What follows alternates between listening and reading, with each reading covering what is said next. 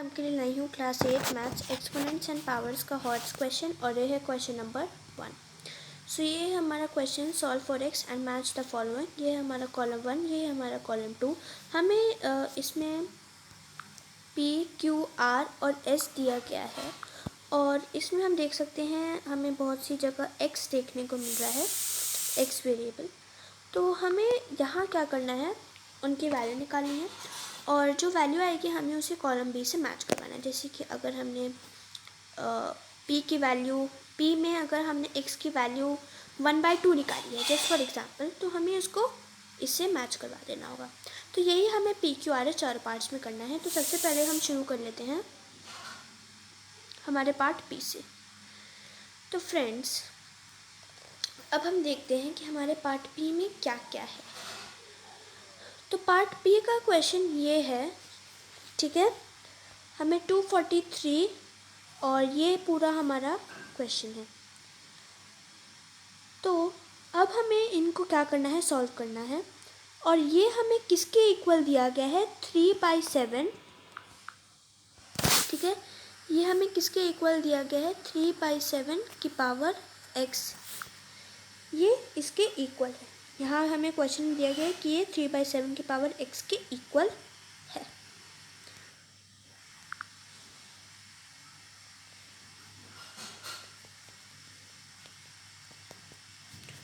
तो हम equal to क्या लिख देंगे, 3/7 raise to the power x, ठीक है।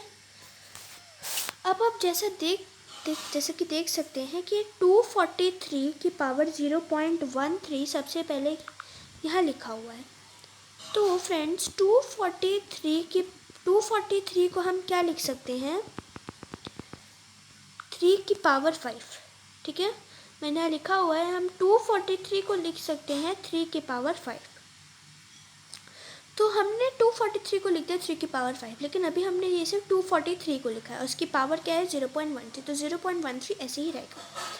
फिर से हमारे पास यहाँ 243 है, तो 243 को आप लिख सकते हैं 3 की पावर 5 और इसकी पावर 0.06 डिवाइडेड बाय, यहाँ हमें दिया गया है क्वेश्चन में 7 की पावर 0.25। ऑब्वियसली हम अभी इसका कुछ भी नहीं कर सकते हैं, तो हम ऐसे ही इसे छोड़ देंगे 7 की पावर 0.25 एज इट इज़। फिर यहाँ हमें दिया गया है 49 और इसकी पावर 0.075। तो 49 फ्रेंड्स, मैंने सब कुछ लिखा हुआ है कि जो 49 होता है वो हमारे 7 का स्क्वायर होता है। तो 49 की जगह हम क्या लिख सकते हैं, 7 का स्क्वायर, 7 स्क्वायर और इसकी पावर 0.075। और फिर से हमें दिया गया है 343। तो फ्रेंड 343 जो होता है वो होता है 7 का क्यूब, ठीक है। 343 क्या होता है, हमारे 7 का क्यूब। तो 343 की जगह हम लिख सकते हैं 7 का क्यूब और इसकी पावर 0.2, और वैसे ही ये किसकी इक्वल है, 3/7 की पावर x। अब हम क्या करेंगे, पावर्स को मल्टीप्लाई कर देंगे 5, और हम पावर्स को मल्टीप्लाई क्यों कर रहे हैं फ्रेंड्स, सो उसका कारण हमें जान लेना चाहिए। सो मल्टीप्लाई हम इसलिए कर रहे हैं क्योंकि हमारे पास एक लॉ ऑफ एक्सपोनेंट है और वो ये कहता है कि अगर कोई नंबर है, कोई भी बेस है m, उसकी पावर कोई बेस है a, ठीक है। कोई भी वेरिएबल आप लीजिए, कोई बेस है a, उसकी पावर m है, और अगर उसकी भी पावर n है तो वो क्या हो जाता है, ये दोनों पावर्स ना मल्टीप्लाई हो जाती हैं। तो ये क्या हो जाएगा, m इंटू n, यानी कि m n, ठीक है। तो यही है एक हमारा इम्पॉर्टेंट लॉ ऑफ एक्सपोनेंट, वही हमने यूज़ किया है। तो यहाँ पावर की पावर अगर होगी तो पावर्स मल्टीप्लाई हो जाएंगी।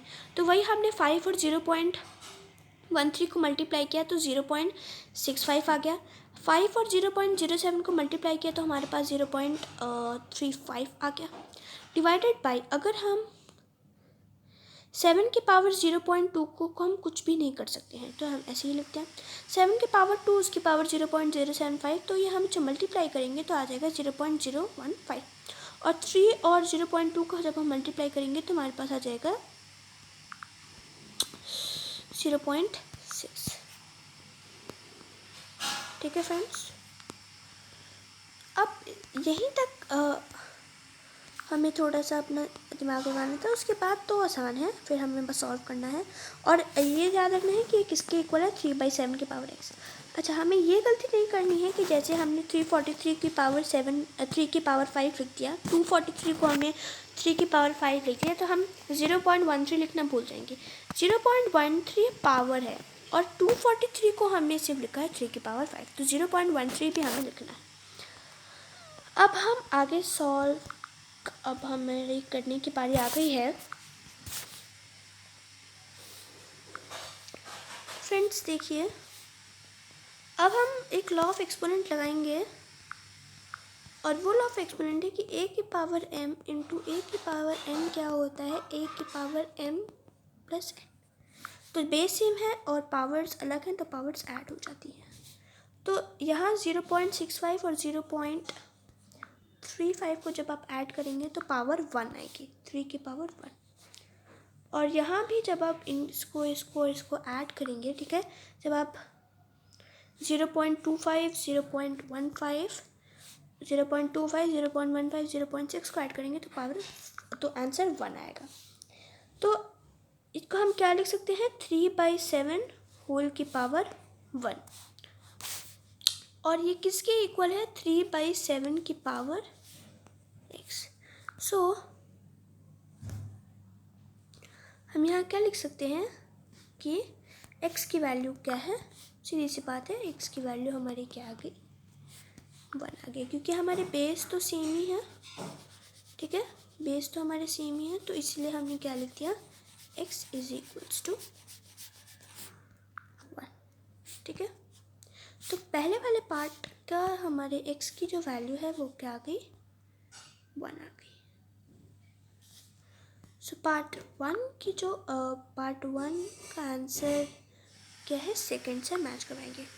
Let's proceed. और अब हम करते हैं पार्ट क्यू को, ठीक है, थोड़ा सा बड़ा है क्वेश्चन, लेकिन कोई बात नहीं, हम कर लेंगे इसे।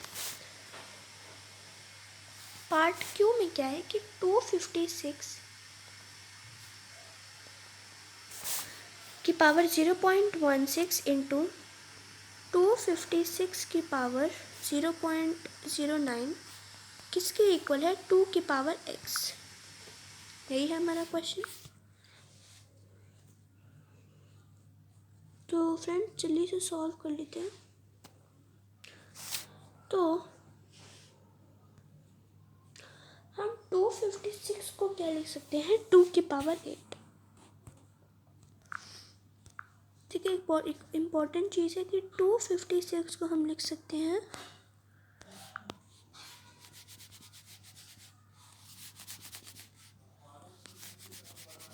2 की पावर 8।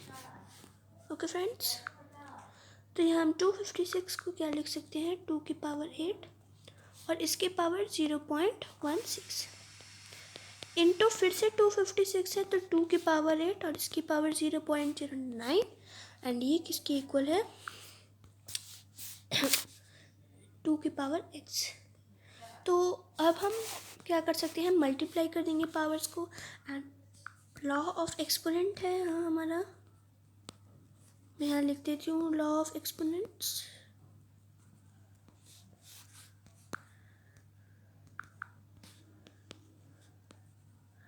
पहला लॉ ये होता है हमारा, और ये बहुत इम्पोर्टेंट लॉ होता है,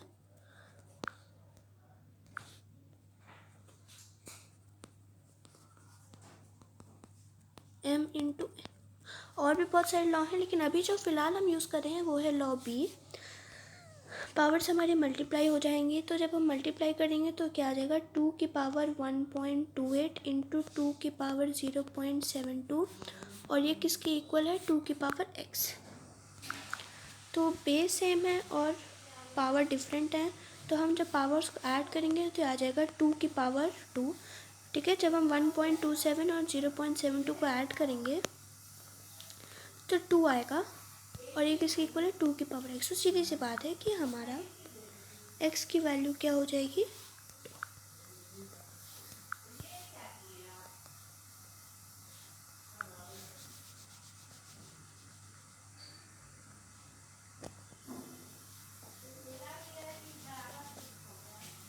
ठीक है। तो इसका जो आंसर होगा वो है एक्स की पावर 2 एंड एक्स की पावर 2, यस, ये यहाँ आ जाएगा।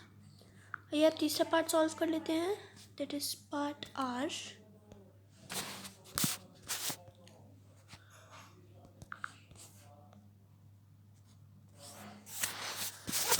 पार्ट आर में हमें दिया गया है कि 2 की पावर x माइनस 1 इंटू 4 की पावर 2x प्लस 1 अपॉन 8 की पावर x माइनस 1 किसके इक्वल हमें दिया गया 32।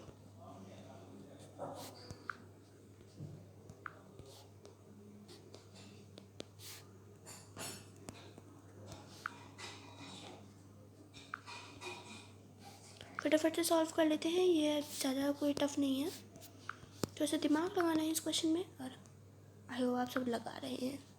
तो हम क्या कर सकते हैं, 2 की पावर x माइनस 1, ये तो ऐसे ही रहेगा, इनटू यहाँ हम 4 को क्या लिख सकते हैं 2 की पावर 2 और इसकी पावर 2x प्लस 1। 8 को हम क्या लिख सकते हैं, तो अभी हमने क्या लिखा 4 की पावर 4 को हम क्या लिख सकते हैं 2 की पावर 2 और 8 को हम लिख सकते हैं 2 की पावर 3।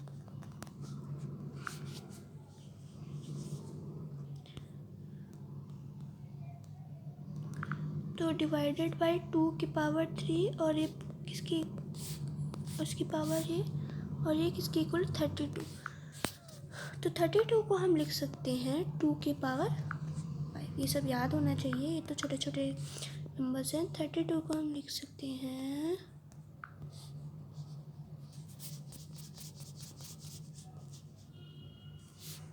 2 की पावर 5। आइए फटाफट से सॉल्व कर लेते हैं। पावर्स मल्टीप्लाई हो जाएंगी तो हमारे पास आ जाएगा 2x minus 1 plus 4x plus 2 minus 3x plus 3, और ये किसके इक्वल होगा 2 की पावर 5 के इक्वल। तो मैंने क्या किया, सबसे पहले पावर्स को मैं मल्टीप्लाई कर दूंगी और फिर माइनस कर दूंगी, ठीक है। तो यहाँ आ जाएगा 2x प्लस 4 इक्वल्स टू 2 की पावर 5। तो अब हम सिर्फ किसके साथ डील करेंगे, क्योंकि बेस सेम है तो हम सिर्फ पावर्स को ले लेंगे। तो 2x किसके इक्वल होगा 5 माइनस 4, 2x इक्वल्स टू 1। तो हमारे x की वैल्यू क्या आ जाएगी 1/2।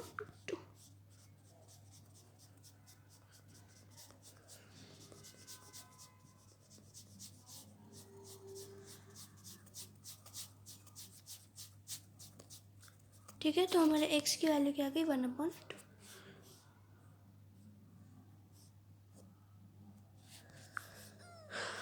और फ्रेंड्स आप आई होप आपको समझ आ गया होगा कि मैंने ये कैसे लिखा है।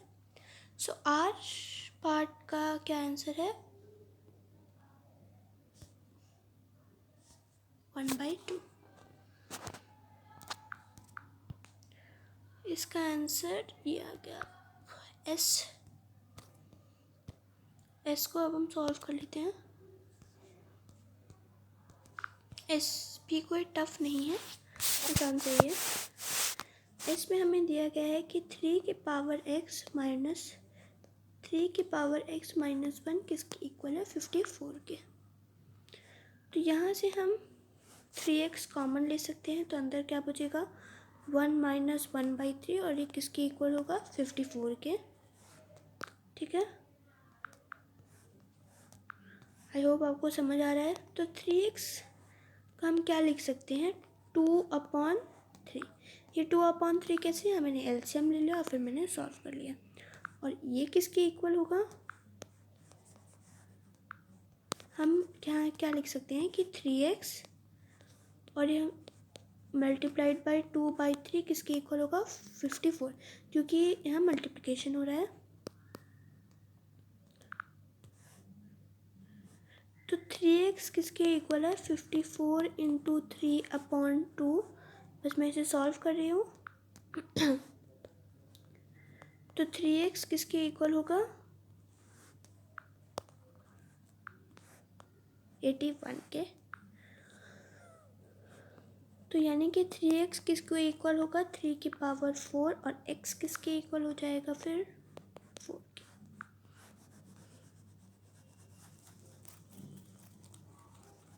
तो इस पार्ट के वैल्यू हमारी क्या आ गई? 4। सो अब सब खिचड़ पिचड़ हो गया।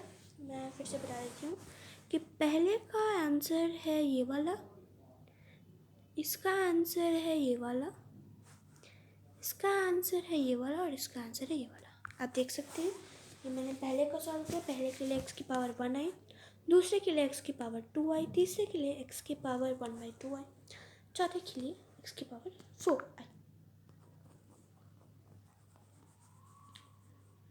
एंड आई नाउ होप कि समझ आ गया है। सो कोई भी डाउट है इस क्वेश्चन में, कोई स्टेप नहीं समझ आया, कोई पार्ट नहीं समझ आया, अगर ये क्वेश्चन ही नहीं समझ आया पूरा, या कोई भी चीज़ नहीं समझ आई, कोई और क्वेश्चन है जो आपको नहीं समझ आया, तो आप उसे कमेंट सेक्शन में डाल सकते हैं, मैं उसका रिप्लाई जल्दी दूँगी। Thank you friends and do take care.